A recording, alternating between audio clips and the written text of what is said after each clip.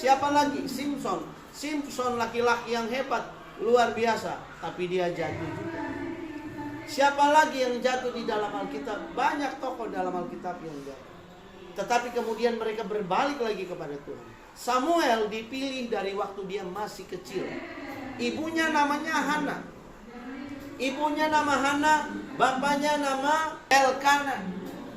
Elkana memiliki 2 istri. Satu namanya Hana, satu namanya Penina. Penina ini punya anak, tapi Hana nggak punya anak.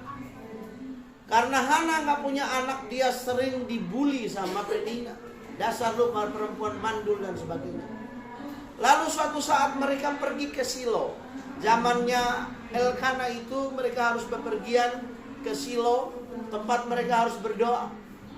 Nah di Silo, Hana berdoa dengan hancur hati. Sangat hancur hati. Kemudian Tuhan datang dan menjawab dia. Kamu akan punya anak. Tahun berikutnya Tuhan kasih dia anak namanya Samuel.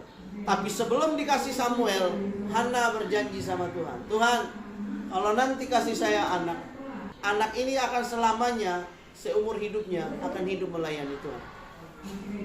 Kemudian setelah umur 3 tahun kalau tidak salah, Samuel dibawa ke bait Allah, tinggal di bait Allah, melayani mulai di situ dari waktu itu sampai masa tuanya. Bayangkan, karena janjinya Hana kepada Tuhan, maka digenapi janjinya. Maka kita harus tahu, hamba Tuhan dalam Alkitab yang dari kecilnya sudah melayani Tuhan namanya Samuel. Nah, pelajaran buat kita apa, anak SMP? Yang pertama, yang harus kamu pahami, bahwa hidup itu ada tantangan, persoalan ada. Banyak banget pilihan dalam hidup.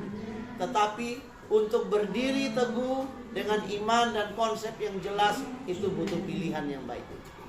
Kamu harus memilih dengan siapa kamu berteman, dengan siapa kamu harus melakukan sesuatu. Kamu harus memilih bagaimana kamu hidup. Ya itu. Kamu harus memilih. Hari ini apakah kamu memilih Tuhan atau kamu memilih setan? Yakub punya 2 anak yang hebat.